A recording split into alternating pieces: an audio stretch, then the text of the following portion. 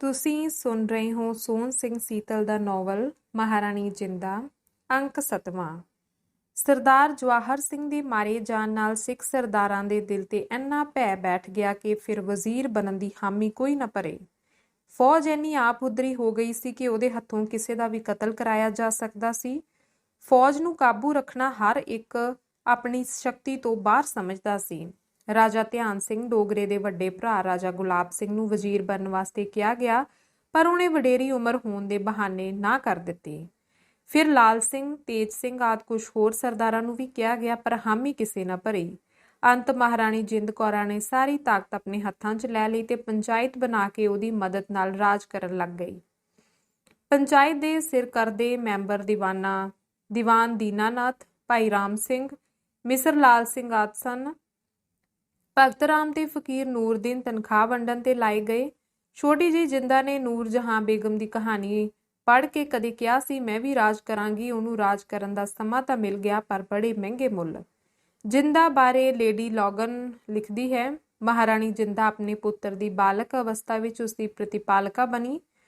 ਉਹ ਲਾਇਕ ਤੇ ਪੱਕੇ ਇਰਾਦੇ ਵਾਲੀ ਇਸਤਰੀ ਸੀ। ਉਸ ਦਾ ਪੰਚਾਇਤਾਂ ਵਿੱਚ ਬੜਾ ਅਸਰ ਸੀ। ਉਹ ਨੀਤੀ ਨੂੰ ਸਮਝਣ ਵਾਲੀ ਤੇ ਵੱਡੇ ਹੌਸਲੇ ਵਾਲੀ ਸੀ। ਇਹੋ ਜਿਹੀ ਹਿੰਮਤ ਵਾਲੀ ਜਿੰਦਾ ਰਾਜ ਦੀ ਮਾਲਕ ਬਣੀ, ਪਰ ਅਫਸੋਸ ਉਸ ਵੇਲੇ ਪੰਜਾਬ ਰਾਜ ਅੰਦਰੋਂ ਅਸਲੋਂ ਖੋਖਲਾ ਹੋ ਚੁੱਕਾ ਸੀ। ਉਸਦੇ ਵੱਡੇ ਵੱਡੇ ਸਰਦਾਰ ਸਾਜ਼ਿਸ਼ਾਂ ਦੇ ਪੁਤਲੇ ਬਣ ਚੁੱਕੇ ਸਨ। ਪੰਡਿਤ ਲਾਲ ਸਿੰਘ ਤੇ ਤੇਜ ਸਿੰਘ ਤਾਕਤ ਹਾਸਲ ਕਰਨਾ ਚਾਹੁੰਦੇ ਸਨ, ਸਗੋਂ ਤਾਕਤ ਦੇ ਡਾਢੇ ਭੁੱਖੇ ਸਨ, ਪਰ ਸਿੱਖ ਫੌਜ ਨੂੰ ਕਾਬੂ ਕਰਨ ਦੀ ਹਿੰਮਤ ਉਹਨਾਂ ਵਿੱਚ ਨਹੀਂ ਸੀ। ਅੰਤ ਉਹਨਾਂ ਇੱਕ ਰਾਹ ਲੱਭ ਲਿਆ। ਉਹਨਾਂ ਅੰਦਰ ਖਾਨੇ ਅੰਗਰੇਜ਼ ਅਫਸਰਾਂ ਨਾਲ ਗੰਢੀ। ਸਾਜ਼ਿਸ਼ ਇਹ ਬਣਾਈ ਗਈ ਕਿ ਖਾਲਸਾ ਫੌਜ ਨੂੰ ਅੰਗਰੇਜ਼ਾਂ ਨਾਲ ਟਕਰਾ ਕੇ ਮਰਵਾ ਦਿੱਤਾ ਜਾਏ ਤੇ ਫਿਰ ਅੰਗਰੇਜ਼ ਦੀ ਸ਼ਦਰ ਛਾਇਆ ਥੱਲੇ ਪੰਜਾਬ ਦੀ ਵਜ਼ਾਰਤ ਸੰਭਾਲੀ ਜਾਏ। ਇਹ ਗੋਂਦ ਅੱਤ ਘਿਨਾਉਣੀ ਤੇ ਦੇਸ਼ ਧਰੋਹ ਦੇ ਬਰਾਬਰ ਸੀ, ਪਰ ਰਾਜਸੀ ਤਾਕਤ ਦੇ ਭੁੱਖੇ ਲੀਡਰ ਸਭ ਕੁਝ ਕਰਨ ਵਾਸਤੇ ਤਿਆਰ ਹੋ ਜਾਂਦੇ ਹਨ। ਅੰਗਰੇਜ਼ੀ ਸਰਕਾਰ ਦੀ ਬਦਲੀ ਹੋਈ ਪਾਲਿਸੀ ਨੇ ਪੰਜਾਬੀਆਂ ਦਾ ਨੱਕ ਵਿੱਚ ਦਮ ਕੀਤਾ ਹੋਇਆ ਸੀ। ਅੰਗਰੇਜ਼ ਕਰਮਚਾਰੀਆਂ ਦੀਆਂ ਵਧੀਕੀਆਂ ਤੋਂ ਖਾਲਸਾ ਫੌਜਾਂ ਚਿੜੀਆਂ ਬੈਠੀਆਂ ਸਨ। ਲਾਲ ਸਿੰਘ, ਤੇਜ ਸਿੰਘ ਨੇ ਇਹ ਬੇਚੈਨ ਹਾਲਤ ਦਾ ਫਾਇਦਾ ਉਠਾ ਕੇ ਫੌਜਾਂ ਨੂੰ ਸਗੋਂ ਭੜਕਾ ਦਿੱਤਾ। ਸਿੱਖ ਸਿਪਾਹੀਆਂ ਨੂੰ ਯਕੀਨ ਹੋ ਗਿਆ ਕਿ ਹੁਣ ਲੜਾਈ ਤੋਂ ਬਿਨਾਂ ਹੋਰ ਕੋਈ ਚਾਰਾ ਨਹੀਂ। ਜਿੰਦਾ ਇਸ ਲੜਾਈ ਦੇ ਸਖਤ ਖਿਲਾਫ ਸੀ। ਉਹ ਕਹਿੰਦੀ ਸੀ, ਦਲੀਪ ਸਿੰਘ ਹਜੇ ਬਾਲਕ ਹੈ, ਸਾਡਾ ਆਪਣਾ ਘਰ ਪਾਟਾ ਹੋਇਆ ਹੈ, ਬਹੁਤੇ ਜਰਨੈਲ ਰਾਜ ਭਗਤ ਨਹੀਂ ਹਨ। ਇਸ ਹਾਲਤ ਵਿੱਚ ਅਸੀਂ ਅੰਗਰੇਜ਼ ਨਾਲ ਲੜ ਕੇ ਜਿੱਤ ਨਹੀਂ ਸਕਾਂਗੇ, ਸੋ ਸਾਨੂੰ ਹਜੇ ਅੰਗਰੇਜ਼ ਨਾਲ ਨਹੀਂ ਲੜਨਾ ਚਾਹੀਦਾ। ਸਰਦਾਰ ਸ਼ਾਮ ਸਿੰਘ ਅਟਾਰੀ ਵਰਗੇ ਕੁਝ ਸਮਝਦਾਰ ਸਰਦਾਰ ਜਿੰਦਾ ਦੀ ਰਾਏ ਨਾਲ ਸਹਿਮਤ ਸਨ, ਪਰ ਜੋਸ਼ੀਲਾ ਧੜਾ ਉਹਨਾਂ ਨੂੰ ਬੁਜ਼ਦਿਲ, ਪਿਛਾਂਹ ਖਿੱਚੂ ਤੇ ਨਾ ਜਾਣੇ ਕੀ ਕੁਝ ਕਹਿਣ ਲੱਗ ਪਿਆ। ਉਹ ਲੋਕ ਆਮ ਜਨਤਾ ਵਿੱਚ ਕਹਿਣ ਲੱਗ ਪਏ, ਲੋਕ ਲੜਾਈ ਤੋਂ ਰੋਕਣ ਵਾਲੇ ਕਾਇਰ ਹਨ, ਇਹਨਾਂ ਨੂੰ ਗੁਰੂ ਉੱਤੇ ਭਰੋਸਾ ਨਹੀਂ ਰਿਹਾ, ਇਹ ਬੇਮੁਖ ਹੋ ਗਏ ਹਨ। ਅਸੀਂ ਪੰਥ ਦੀ ਖਾਤਰ ਅੰਗਰੇਜ਼ ਨਾਲ ਜ਼ਰੂਰ ਲੜਾਂਗੇ, ਗੁਰੂ ਸਾਡੇ ਵੱਲ ਹੈ ਤੇ ਗੁਰੂ ਦਾ ਪੰਥ ਜ਼ਰੂਰ ਜਿੱਤੇਗਾ। ਮੁੱਕਦੀ ਗੱਲ ਜਿੰਦਾ ਦੀ ਉਸ ਵੇਲੇ ਕਿਸੇ ਨਾ ਮੰਨੀ। ਲਾਲ ਸਿੰਘ ਦਾ ਧੜਾ ਸ਼ੇਰੇ ਪੰਜਾਬ ਦੀ ਸਮਾਧ ਉੱਤੇ ਇਕੱਠਾ ਹੋਇਆ। ਫੌਜਾਂ ਸਾਹਮਣੇ ਉਹਨਾਂ ਬੜੀਆਂ ਜੋਸ਼ੀਲੀਆਂ ਤਕਰੀਰਾਂ ਕੀਤੀਆਂ ਤੇ ਅੰਤ 17 ਨਵੰਬਰ 1845 ਈਸਵੀ ਨੂੰ ਅੰਗਰੇਜ਼ਾਂ ਵਿਰੁੱਧ ਲੜਾਈ ਦਾ ਐਲਾਨ ਕਰ ਦਿੱਤਾ। ਉਸ ਵੇਲੇ ਲਾਲ ਸਿੰਘ ਨੂੰ ਵਜ਼ੀਰ ਤੇ ਤੇਜ ਸਿੰਘ ਨੂੰ ਫੌਜ ਦਾ ਸੈਨਾਪਤੀ ਬਣਾਇਆ ਗਿਆ। ਇਹ ਦੋਵੇਂ ਅਹੁਦੇ ਕੰਮ ਚਲਾਊ ਸਨ। 30,000 ਸਿੱਖ ਫੌਜ ਨੂੰ ਨਾਲ ਲੈ ਕੇ ਦੋਵੇਂ ਪੰਡਿਤ ਦਰਿਆ ਸਤਲੁਜ ਟੱਪ ਪਏ। ਅੰਗਰੇਜ਼ਾਂ ਤੇ ਸਿੱਖਾਂ ਦੀਆਂ ਸਤਲੁਜ ਕੰਢੇ 5 ਲੜਾਈਆਂ ਹੋਈਆਂ। ਸਿੱਖ ਸਿਪਾਹੀਆਂ ਨੇ ਲੜਨ ਵਿੱਚ ਬਹਾਦਰੀ ਵੱਲੋਂ ਅਖੀਰ ਕਰ ਦਿੱਤੀ, ਪਰ ਉਹਨਾਂ ਦੇ ਆਗੂ ਵੈਰੀ ਨਾਲ ਰਲੇ ਹੋਏ ਸਨ, ਸੋ ਲਾਲ ਸਿੰਘ ਆਦਿ ਦੀ ਗੱਦਾਰੀ ਦਾ ਸਦਕਾ ਸਿੱਖ ਇਹ ਜੰਗ ਹਾਰ ਗਏ। ਮਹਾਰਾਣੀ ਜਿੰਦ ਕੌਰਾਂ ਤੇ ਸਰਦਾਰ ਸ਼ਾਮ ਸਿੰਘ ਅਟਾਰੀ ਆਦਿ ਦੇਸ਼ ਭਗਤਾਂ ਨੇ ਹਰ ਕੁਰਬਾਨੀ ਕੀਤੀ, ਪਰ ਗੱਦਾਰਾਂ ਦੀ ਖੋਟੀ ਕਰਤੂਤ ਨੇ ਅੰਤ ਬੇੜਾ ਡੋਬ ਹੀ ਦਿੱਤਾ। ਲੋਕਾਂ ਵਿੱਚ ਇਸ ਲੜਾਈ ਦਾ ਚਰਚਾ ਸ਼ੁਰੂ ਹੋਇਆ ਤਾਂ ਦੇਸ਼ ਧਰੋਹੀਆਂ ਨੇ ਸਾਰੇ ਦੋਸ਼ ਮਹਾਰਾਣੀ ਜਿੰਦਾ ਸਿਰ ਥੱਪਣੇ ਸ਼ੁਰੂ ਕਰ ਦਿੱਤੇ। ਉਦੋਂ ਦੀਆਂ ਉਡਾਈਆਂ ਹੋਈਆਂ ਝੂਠੀਆਂ ਅਫਵਾਹਾਂ ਅਜੇ ਤੱਕ ਅਨਪੜ੍ਹ ਤੇ ਇਤਿਹਾਸ ਤੋਂ ਅਣਜਾਣ ਲੋਕਾਂ ਵਿੱਚ ਚੱਲੀਆਂ ਆ ਰਹੀਆਂ ਹਨ। ਅਖੇ ਜਿੰਦਾ ਨੇ ਸਿੱਖਾਂ ਨੂੰ ਭੜਕਾ ਕੇ ਅੰਗਰੇਜ਼ਾਂ ਵਿਰੁੱਧ ਲੜਾਈ ਸ਼ੁਰੂ ਕਰਾਈ। ਜਿੰਦਾ ਨੇ ਸਿੱਖ ਫੌਜਾਂ ਵਿਰੁੱਧ ਅੰਗਰੇਜ਼ਾਂ ਨੂੰ ਚਿੱਠੀਆਂ ਲਿਖੀਆਂ। ਜਿੰਦਾ ਨੇ ਸਭਰਾਵਾਂ ਦੇ ਮੈਦਾਨ ਵਿੱਚ ਬਾਰੂਦ ਦੀ ਥਾਂ ਸਰੋਂ ਦੀਆਂ ਬੋਰੀਆਂ ਭੇਜ ਦਿੱਤੀਆਂ। ਇਹਨਾਂ ਕਾਰਨਾਂ ਕਰਕੇ ਸਿੱਖ ਹਾਰ ਗਏ, ਪਰ ਉਸ ਵੇਲੇ ਦੇ ਇਤਿਹਾਸਕਾਰ ਸਾਰੀਆਂ ਗਵਾਹੀਆਂ ਇਸ ਤੇ ਉਲਟ ਦਿੰਦੇ ਹਨ। ਮੈਕਗ੍ਰੈਗਰ ਲਿਖਦਾ ਹੈ, ਜਿੰਦਾ ਇਸ ਲੜਾਈ ਦੇ ਹੱਕ ਵਿੱਚ ਨਹੀਂ ਸੀ, ਭਾਵ ਅੰਗਰੇਜ਼ਾਂ ਨਾਲ ਲੜਾਈ ਛੇੜਨਾ ਨਹੀਂ ਸੀ ਚਾਹੁੰਦੀ। ਸਮਿਥ ਲਿਖਦਾ ਹੈ, ਵਾਧਾ ਸਾਰਾ ਅੰਗਰੇਜ਼ਾਂ ਦਾ ਸੀ, ਸੁਲ੍ਹਾਂ ਅੰਗਰੇਜ਼ਾਂ ਨੇ ਤੋੜੀ ਸੀ। ਅੰਗਰੇਜ਼ਾਂ ਦੀਆਂ ਵਧੀਕੀਆਂ ਦੇ ਕਾਰਨ ਸਿੱਖ ਲੜਨ ਵਾਸਤੇ ਮਜਬੂਰ ਹੋ ਗਏ ਸਨ।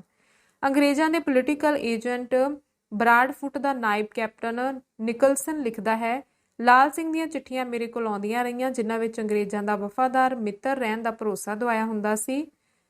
ਕਨਿੰਗਮ ਲਿਖਦਾ ਹੈ, ਸਿੱਖਾਂ ਦੇ ਬਰੂਦ ਨੂੰ ਤਬਾਹ ਕਰਨ ਵਾਲਾ ਪੰਡਤ ਤੇਜ ਸਿੰਘ ਹੈ। ਮੁੱਕਦੀ ਗੱਲ, ਜਿਹੜੇ ਗੁਨਾਹ ਲਾਲ ਸਿੰਘ ਤੇਜ ਸਿੰਘ ਆਪ ਕਰਦੇ ਉਹ ਵਿਚਾਰੀ ਜਿੰਦਾ ਦੇ ਸਿਰ ਮੜ ਦਿੰਦੇ ਰਹੇ ਸਨ।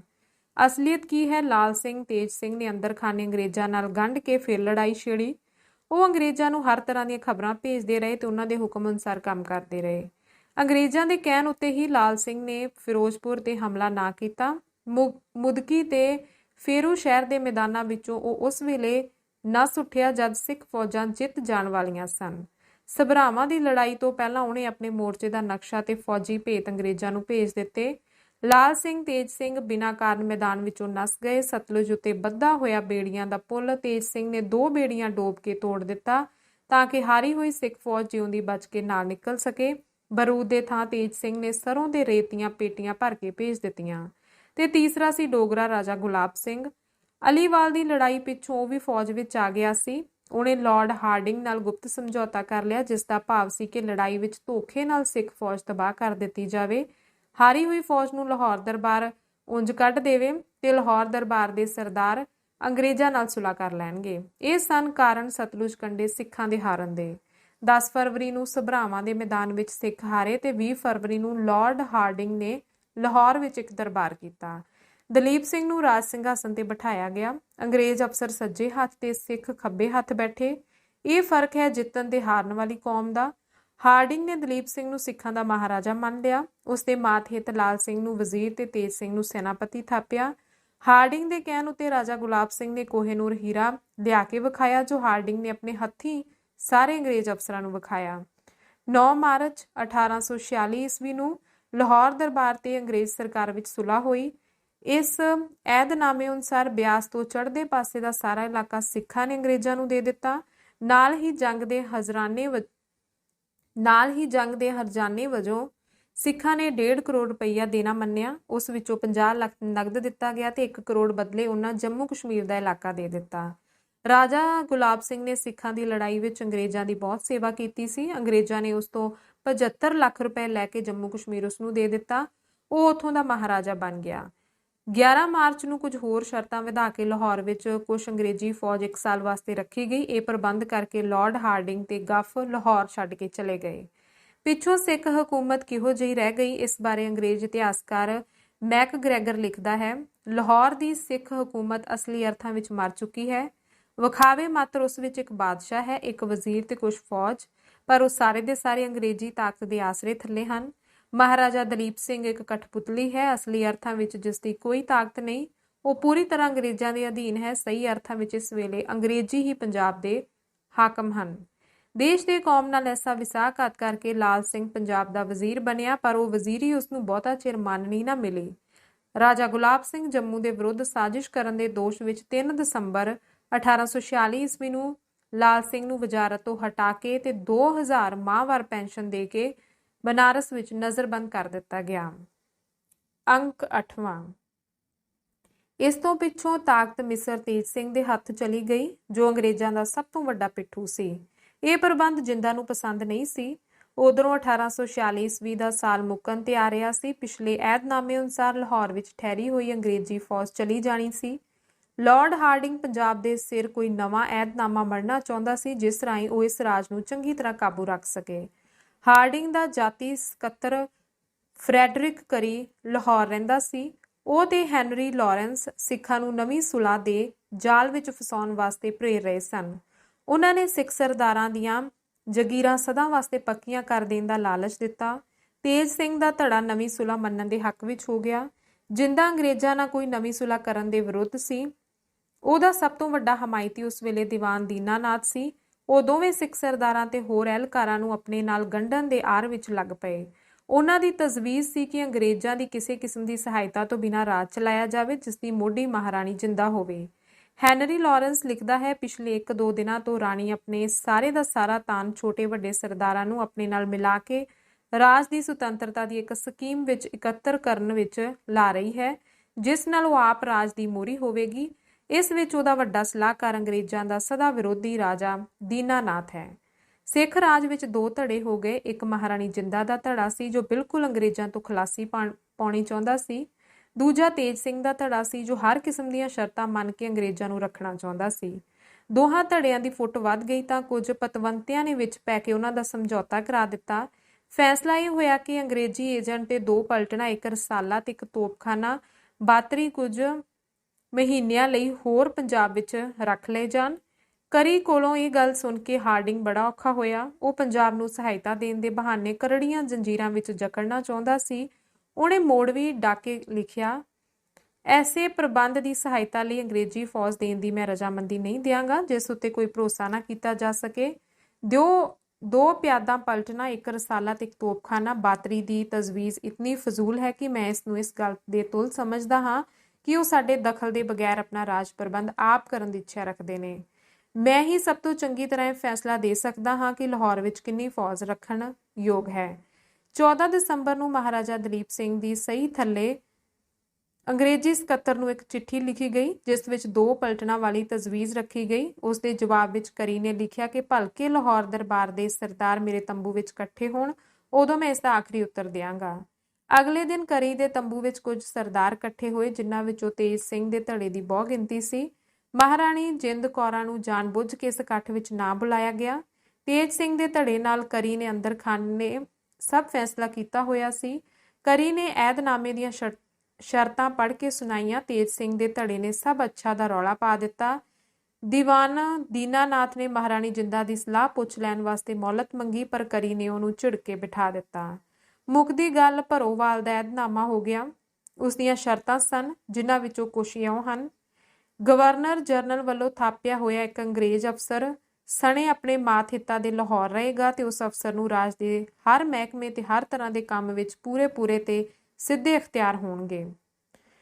ਕੌਂਸਲ ਦੇ ਮੈਂਬਰ ਵੱਡੇ ਸਰਦਾਰ ਹੋਣਗੇ ਜੋ ਹਰ ਤਰ੍ਹਾਂ ਅੰਗਰੇਜ਼ ਰੈਜ਼ੀਡੈਂਟ ਦੇ ਮਾਤਹਿਤ ਹੋਣਗੇ।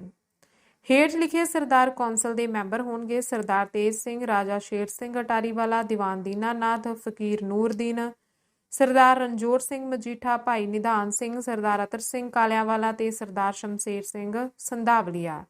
ਗਵਰਨਰ ਜਨਰਲ ਦੇ ਬਣਾਏ ਹੋਏ ਰੈਜ਼ੀਡੈਂਟ ਦੀ ਮਰਜ਼ੀ ਤੋਂ ਬਿਨਾਂ ਇਹਨਾਂ ਥਾਪੇ ਹੋਏ ਮੈਂਬਰਾਂ ਵਿੱਚ ਕੋਈ ਤਬਦੀਲੀ ਨਹੀਂ ਹੋਵੇਗੀ।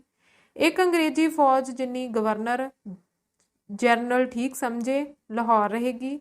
ਮਹਾਰਾਜਾ ਦਲੀਪ ਸਿੰਘ ਦੀ ਮਾਤਾ ਮਹਾਰਾਣੀ ਜਿੰਦ ਕੌਰ ਨੂੰ ਉਸਦੇ ਤੇ ਉਸਦੇ ਨੌਕਰਾਂ ਦੇ ਗੁਜ਼ਾਰੇ ਵਾਸਤੇ 1.5 ਲੱਖ ਰੁਪਏ ਸਾਲਾਨਾ ਦਿੱਤੇ ਜਾਣਗੇ। ਉਸ ਰੁਪਏ ਨੂੰ ਖਰਚਣ ਦਾ ਮਹਾਰਾਣੀ ਨੂੰ ਪੂਰਾ ਅਖਤਿਆਰ ਹੋਵੇਗਾ। 4 ਸਤੰਬਰ 1854 ਈਸਵੀ ਨੂੰ ਜਦ ਮਹਾਰਾਜਾ 16 ਸਾਲ ਦਾ ਹੋ ਜਾਏਗਾ ਇਹ ਐਤਨਾਮਾ ਮੁੱਕ ਜਾਏਗਾ। ਮਹਾਰਾਣੀ ਜਿੰਦਾ ਰਾਜ ਦੇ ਹਰ ਤਰ੍ਹਾਂ ਦੇ ਕੰਮਾਂ ਤੋਂ ਵੱਖ ਕਰ ਦਿੱਤੀ ਗਈ। ਹੈਨਰੀ ਲਾਰੈਂਸ ਪੰਜਾਬ ਦਾ ਪਹਿਲਾ ਰੈਜ਼ੀਡੈਂਟ ਬਣਿਆ। ਉਸਦੇ ਹੁਕਮ ਵਿੱਚ ਨਵੀਂ ਬਣੀ ਕੌਂਸਲ ਕੰਮ ਕਰਨ ਲੱਗ ਪਈ। ਗਵਰਨਰ ਜਨਰਲ ਲਾਰਡ ਹਾਰਡਿੰਗ ਤੇ ਰੈਜ਼ੀਡੈਂਟ ਹੈਨਰੀ ਲਾਰੈਂਸ ਦੇ ਦਿਲ ਵਿੱਚ ਜਿੰਦਾ ਦੀ ਹੋਂਦ ਕੰਡੇ ਵਾਂਗ ਰੜਕ ਰਹੀ ਸੀ। ਇਹ ਉਹਨਾਂ ਦੀਆਂ ਲਿਖਤਾਂ ਤੋਂ ਸਾਬਿਤ ਹੋ ਜਾਂਦਾ ਹੈ। ਹਾਰਡਿੰਗ ਲਿਖਦਾ ਹੈ, ਸਾਡੇ ਲਾਹੌਰ ਵਿੱਚ ਕਬਜ਼ਾ ਜਾਰੀ ਰੱਖਣ ਦੇ ਕਿਸੇ ਵੀ ਐਤਨਾਮੇ ਵਿੱਚ ਇਹ ਸ਼ਰਤ ਹੋਣੀ ਜ਼ਰੂਰੀ ਹੈ ਕਿ ਮਹਾਰਾਣੀ ਦੇ ਹੱਥ ਵਿੱਚ ਕੋਈ ਤਾਕਤ ਨਾ ਹੋਵੇ। 10 ਦਸੰਬਰ ਨੂੰ ਹਾਰਡਿੰਗ ਫਿਰ ਲਿਖਦਾ ਹੈ, ਮੈਨੂੰ ਨਹੀਂ ਪਤਾ ਕਿ ਕਿਸ ਬਕਾਇਦਾ ਰਸਮ ਅਨੁਸਾਰ ਰਾਣੀ ਕਾਰ ਮੁਖਤਿਆਰ ਬਣੀ ਹੈ। ਮੇਰਾ ਅਨੁਭਵ ਹੈ ਉਹ ਮਹਾਰਾਜੇ ਦੀ ਮਾਤਾ ਤੇ ਪ੍ਰਤਿਪਾਲਕਾ ਹੋਣ ਦੀ ਕੁਦਰਤੀ ਤੇ ਅਣਪੁੱਛੀ ਹੈਸੀਅਤ ਵਿੱਚ ਕਾਰ ਮੁਖਤਿਆਰ ਬਣੀ ਹੋਈ ਹੈ। ਜੇ ਸਰਦਾਰ ਤੇ ਰਸੂਖ ਵਾਲੇ ਹਾਕਮ, ਖਾਸ ਕਰ ਅਟਾਰੀ ਵਾਲੇ ਸਰਦਾਰ ਮਹਾਰਾਜੇ ਦੀ ਛੋਟੀ ਉਮਰ ਦੇ ਦਿਨਾਂ ਵਿੱਚ ਸਰਕਾਰ ਅੰਗਰੇਜ਼ੀ ਨੂੰ ਉਸਦੇ ਸਰਪ੍ਰਸਤ ਬਣਨ ਲਈ ਪ੍ਰੇਰਨਾ ਭਰੀ ਬੇਨਤੀ ਕਰਨ ਤਾਂ ਚੁੱਪ ਚਪੀਤੇ ਹੀ ਰਾਣੀ ਦੀ ਤਾਕਤ ਖਤਮ ਹੋ ਜਾਏਗੀ, ਕਿਉਂਕਿ ਇਹ ਗੱਲ ਸਾਫ਼ ਤੌਰ ਤੇ ਲਿਖਤ ਵਿੱਚ ਲਿਆਂਦੀ ਜਾਏਗੀ ਕਿ ਨੌਜਵਾਨ ਮਹਾਰਾਜੇ ਦੇ ਸਰਪ੍ਰਸਤ ਦੀ ਹੈਸੀਅਤ ਵਿੱਚ ਅਤੇ ਰਾਜ ਦੇ ਪ੍ਰਬੰਧ ਕਰਨ ਲਈ ਮਹਾਰਾਜੇ ਦੀ ਤਰਫੋਂ ਕਾਰ ਮੁਖਤਿਆਰੀ ਦੇ ਸਾਰੇ ਅਖਤਿਆਰ ਤੇ ਕੰਮ ਸਰਕਾਰ ਅੰਗਰੇਜ਼ੀ ਦੇ ਹੱਥਾਂ ਵਿੱਚ ਹੋਣੇ ਹਨ। ਇਹ ਤਾਂ ਹੋਈ ਅਖਤਿਆਰ ਖੋਹਣ ਦੀ ਗੱਲ। ਅੱਗੇ ਹੋਰ ਸੁਣੋ। 16 ਦਸੰਬਰ ਨੂੰ ਹਾਰਡਿੰਗ ਲਿਖਦਾ ਹੈ, ਜੇ ਕੋਈ ਗੱਲ ਬਹਿਸ ਵਾਲੀ ਹੈ ਤਾਂ ਉਹ ਹੈ ਰਾਣੀ ਨੂੰ ਬਿਲੇ ਲਾਉਣਾ। ਅਸੀਂ ਇਸ ਗੱਲ ਤੇ ਸਹਿਮਤ ਹਾਂ ਤੇ ਇਹ ਗੱਲ ਬਿਲਕੁਲ ਯੋਗ ਹੈ ਕਿ ਰਾਣੀ ਦੇ ਹੱਥਾਂ ਵਿੱਚ ਕਾਰ ਮੁਖਤਿਆਰ ਦੀ ਹੈਸੀਅਤ ਵਿੱਚ ਕੋਈ ਤਾਕਤ ਨਾ ਰਹੇ। ਉਹਦੀ ਰਿਹਾਇਸ਼ ਦੀ ਥਾਂ ਦਾ ਫੈਸਲਾ ਕਰਨ ਵੇਲੇ ਨਵੇਂ ਰਾਜ ਪ੍ਰਬੰਧ ਦੇ ਵਿਰੁੱਧ ਰਾਣੀ ਵੱਲੋਂ ਹੋਣ ਵਾਲੀਆਂ ਰਾਜਸੀ ਸਾਜ਼ਿਸ਼ਾਂ ਦੇ ਆਧਾਰ ਤੇ ਉਸ ਨੂੰ ਉਹਦੇ ਪੁੱਤਰ ਤੋਂ ਵੱਖਰਾ ਕਰ ਦੇਣ ਦੇ ਵਿਰੁੱਧ ਇਤਰਾਜ਼ ਹੋ ਸਕਦਾ ਹੈ, ਕਿਉਂਕਿ ਇਹ ਆਖਿਆ ਜਾ ਸਕਦਾ ਹੈ ਤੇ ਲੋਕਾਂ ਦੀ ਇਸ ਨਾਲ ਹਮਦਰਦੀ ਵੀ ਹੋ ਜਾਏਗੀ ਕਿ ਰਾਣੀ ਨੂੰ ਉਸ ਵੱਲੋਂ ਹੋਏ ਕਿਸੇ ਰਾਜਸੀ ਗੁਨਾਹ ਤੋਂ ਪਹਿਲਾਂ ਹੀ ਸਜ਼ਾ ਦੇ ਦਿੱਤੀ ਗਈ ਹੈ। ਮੇਰਾ ਖਿਆਲ ਹੈ ਉਹ ਪੰਜਾਬ ਵਿੱਚ ਕਿਸੇ ਹੋਰ ਥਾਂ ਨਾਲੋਂ ਲਾਹੌਰ ਵਿੱਚ ਘੱਟ ਖਤਰਨਾਕ ਹੋਵੇਗੀ। ਜੇ ਉਹ ਕੁਝ ਔਖਿਆਂ ਕਰਨ ਲੱਗ ਪਏ ਤਾਂ ਉਸ ਨੂੰ ਦੇਸ਼ ਨਿਕਾਲਾ ਦੇਣਾ ਯੋਗ ਹੋ ਜਾਏ ਤਾਂ ਜ਼ਰੂਰ ਉਹਨੂੰ ਸਤਲੁਜੋਂ ਪਾਰ ਭੇਜ ਦਿੱਤਾ ਜਾਵੇ। ਇਹ ਸਲਾਹੀ ਭਰੋਵਾਲ ਦੇ ਐਤਨਾਮੇ ਤੋਂ ਪਹਿਲਾਂ ਦੀਆਂ ਹਨ। ਐਤਨਾਮੇ ਰਾਹੀਂ ਤਾਕਤ ਹੱਥ ਵਿੱਚ ਆ ਜਾਣ ਪਿੱਛੋਂ ਅੰਗਰੇਜ਼ਾਂ ਨੇ ਜਿੰਦਾ ਨੂੰ ਤੰਗ ਕਰਨਾ ਸ਼ੁਰੂ ਕਰ ਦਿੱਤਾ। ਇਨੀ ਦਿਨੀ ਪਰਮੇ ਨੇ ਤੇਜ ਸਿੰਘ ਨੂੰ ਕਤਲ ਕਰਨ ਦੀ ਸਾਜ਼ਿਸ਼ ਕੀਤੀ, ਜਿਸ ਬਦਲੇ ਪਰਮਾ ਫਾਂਸੀ ਚੜਾ ਦਿੱਤਾ ਗਿਆ। ਲਾਰੈਂਸ ਨੇ ਜਿੰਦਾ ਨੂੰ ਇਸ ਸਾਜ਼ਿਸ਼ ਦਾ ਮੋਢੀ ਕਿਹਾ, ਪਰ ਹਾਰਡਿੰਗ ਨੇ ਮੁਕੱਦਮੇ ਦੀ ਪੜਤਾਲ ਕਰਕੇ ਜਿੰਦਾ ਨੂੰ ਨਿਰਦੋਸ਼ ਮੰਨਿਆ। ਹੁਣ ਲਾਰੈਂਸ ਪੱਜ ਬਹਾਨੇ ਜਿੰਦਾ ਨੂੰ ਸਜ਼ਾ ਦੇਣ ਬਾਰੇ ਗੋਂਦਾ ਗੁੰਦਣ ਲੱਗਾ ਤੇ ਉਹਨੂੰ ਬਹਾਨਾ ਵੀ ਛੇਤੀ ਹੀ ਮਿਲ ਗਿਆ। 7 ਅਗਸਤ 1847 ਈਸਵੀ ਨੂੰ ਲਾਰੈਂਸ ਨੇ ਕੁਝ ਸਰਦਾਰਾਂ ਨੂੰ ਖਿਤਾਬ ਦੇਣ ਵਾਸਤੇ ਇੱਕ ਦਰਬਾਰ ਕੀਤਾ। ਉਸ ਵਿੱਚ ਤੇਜ ਸਿੰਘ ਨੂੰ ਰਾਜੇ ਦਾ ਖਿਤਾਬ ਮਿਲਣਾ ਸੀ। ਜਿੰਦਾ ਤੇਜ ਸਿੰਘ ਨੂੰ ਪੰਜਾਬ ਦਾ ਸਭ ਤੋਂ ਵੱਡਾ ਵੈਰੀ ਸਮਝਦੀ ਸੀ। ਉਹਨੇ ਦਲੀਪ ਸਿੰਘ ਨੂੰ ਦਰਬਾਰ ਵਿੱਚ 1 ਘੰਟਾ ਲੇਟ ਭੇਜਿਆ। ਸਿੱਖ ਦਰਬਾਰ ਦਾ ਇਹ ਰਿਵਾਜ ਸੀ ਕਿ ਜਿਸ ਨੂੰ ਰਾਜੇ ਦੀ ਪਦਵੀ ਮਿਲਣੀ ਹੋਵੇ, ਮਹਾਰਾਜਾ ਆਪਣੇ ਹੱਥੀਂ ਉਹਨੂੰ ਤਿਲਕ ਲਾਉਂਦਾ ਹੈ। ਲਾਰੈਂਸ ਨੇ ਤੇਜ ਸਿੰਘ ਦੇ ਮੱਥੇ ਵਿੱਚ ਤਿਲਕ ਲਾਉਣ ਵਾਸਤੇ ਦਲੀਪ ਸਿੰਘ ਨੂੰ ਕਿਹਾ ਤਾਂ ਉਹਨੇ ਤਿਲਕ ਲਾਉਣ ਤੋਂ ਇਨਕਾਰ ਕਰ ਦਿੱਤਾ। ਇਹ ਰਸਮ ਇੱਕ ਪ੍ਰੋਹਤ ਤੋਂ ਪੂਰੀ ਕਰਾਈ ਗਈ। ਇਸ ਖੁਸ਼ੀ ਵਿੱਚ ਰਾਤੀ ਆਤਿਸ਼ਬਾਜ਼ੀ ਚੱਲੀ ਤਾਂ ਮਹਾਰਾਣੀ ਜਿੰਦਾ ਨੇ ਉੱਥੇ ਵੀ ਦਲੀਪ ਸਿੰਘ ਨੂੰ ਨਾ ਜਾਣ ਦਿੱਤਾ। ਇਹ ਘਟਨਾ ਜਿੰਦਾ ਦੇ ਵਿਰੁੱਧ ਮਾਰੂ ਹਥਿਆਰ ਬਣਾ ਕੇ ਵਰਤੀ ਗਈ। 16 ਅਗਸਤ ਨੂੰ ਹਾਰਡਿੰਗ ਨੇ ਲਾਰੈਂਸ ਨੂੰ ਲਿਖਿਆ, ਹੁਣ ਵਾਂਗ ਜੇ ਮਹਾਰਾਣੀ ਬਾਲਕ ਮਹਾਰਾਜੇ ਤੇ ਆਪਣਾ ਪੂਰਾ ਅਸਰ ਪਾਉਂਦੀ ਰਹੀ ਤਾਂ ਸਰਕਾਰ ਦਾ ਪ੍ਰਬੰਧ ਨਹੀਂ ਚੱਲ ਸਕੇਗਾ। ਕੌਂਸਲ ਨੂੰ ਇਸ ਗੱਲ ਦਾ ਨਿਰਾ ਅੰਦੇਸ਼ਾ ਹੀ ਨਹੀਂ ਸਗੋਂ ਪੂਰਾ ਡਰ ਹੈ ਕਿ ਜੇ ਮਹਾਰਾਣੀ ਸਾਰੇ ਜ਼ਿੰਮੇਵਾਰ ਸਰਦਾਰਾਂ ਤੇ ਪੰਜਾਬ ਸਰਕਾਰ ਦੇ ਪ੍ਰਬੰਧਾਂ ਦੇ ਵਿਰੁੱਧ ਮਹਾਰਾਜੇ ਦੇ ਦਿਲ ਵਿੱਚ ਜ਼ਹਿਰ ਭਰਦੀ ਰਹੀ ਤਾਂ ਅੱਗੋਂ ਵਾਸਤੇ ਬੜੇ ਖਤਰਨਾਕ ਨਤੀਜੇ ਨਿਕਲਣਗੇ। ਇਸ ਵਾਸਤੇ ਗਵਰਨਰ ਜਨਰਲ ਦੀ ਰਾਏ ਵਿੱਚ ਰਾਜਸੀ ਤੌਰ ਤੇ ਬਿਲਕੁਲ ਠੀਕ ਹੈ ਕਿ ਸ਼ਹਿਜ਼ਾਦੇ ਨੂੰ ਉਸਦੀ ਮਾਂ ਤੋਂ ਹੁਣੇ ਵੱਖਰਾ ਕਰ ਦਿੱਤਾ ਜਾਵੇ। ਇਸ ਵੇਲੇ ਮਹਾਰਾਜਾ ਪੂਰੀ ਤਰ੍ਹਾਂ ਮਹਾਰਾਣੀ ਦੇ ਵੱਸ ਵਿੱਚ ਹੈ, ਸੋ ਮਹਾਰਾਜੇ ਦਾ ਉਸ ਹੁਸ਼ਿਆਰ ਇਸਤਰੀ ਦੇ ਖਿਆਲਾਂ ਦੇ ਪ੍ਰਭਾਵਾਂ ਤੋਂ ਬਚਣਾ ਅਸੰਭਵ ਹੈ, ਜਿਹੜੀ ਸਰਕਾਰ ਅੰਗਰੇਜ਼ੀ ਤੇ ਸਰਦਾਰਾਂ ਨਾਲ ਜਾਤੀ ਵੈਰ ਦੇ ਕਾਰਨ ਮਹਾਰਾਜ ਉੱਤੇ ਅਸਰ ਪਾਉਣਾ ਚਾਹੁੰਦੀ ਹੈ।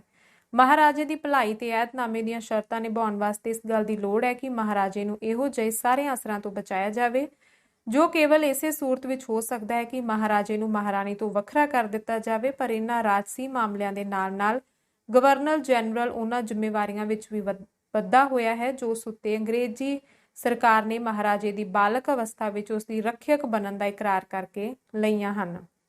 ਇਸੇ ਖੱਤ ਵਿੱਚ ਹਾਰਡਿੰਗ ਨੇ ਲਾਰੈਂਸ ਨੂੰ ਲਿਖਿਆ ਹੈ ਕਿ ਜਿੰਦਾ ਨੂੰ ਲਾਹੌਰੋਂ ਕੱਢਣ ਬਾਰੇ ਦਰਬਾਰ ਵਿੱਚ ਪ੍ਰਗਟ ਤੌਰ ਤੇ ਸਲਾਹ ਲਈ ਜਾਵੇ। ਅੰਗਰੇਜ਼ ਜਿੰਦਾ ਨੂੰ ਪੰਜਾਬ ਵਿੱਚੋਂ ਦੇਸ਼ ਨਿਕਾਲਾ ਦੇਣਾ ਚਾਹੁੰਦੇ ਸਨ, ਪਰ ਦਰਬਾਰ ਦੇ ਸਰਦਾਰ ਨਾ ਮੰਨੇ। ਇਵਾਨਸ ਬੈਲ ਲਿਖਦਾ ਹੈ, ਅਗਸਤ 1847 ਵਿੱਚ ਮਹਾਰਾਣੀ ਨੂੰ ਦੇਸ਼ੋਂ ਕੱਢ ਦੇਣ ਦੀ ਸਲਾਹ ਵਿੱਚ ਸਰਦਾਰਾਂ ਨੇ ਕਿਸੇ ਤਰ੍ਹਾਂ ਦਾ ਕਲੰਕ ਦਾ ਟਿੱਕਾ ਆਪਣੇ ਮੱਥੇ ਲੈਣਾ ਨਾ ਮੰਨਿਆ। ਇਸ ਵਾਸਤੇ ਲਾਹੌਰੋਂ 20 ਮੀਲ ਦੀ ਵਿੱਥ ਉੱਤੇ ਮਹਾਰਾਣੀ ਸ਼ੇਖੂਪੁਰ ਦੇ ਕਿਲੇ ਵਿੱਚ ਭੇਜ ਦਿੱਤੀ ਗਈ। ਧੰਨਵਾਦ।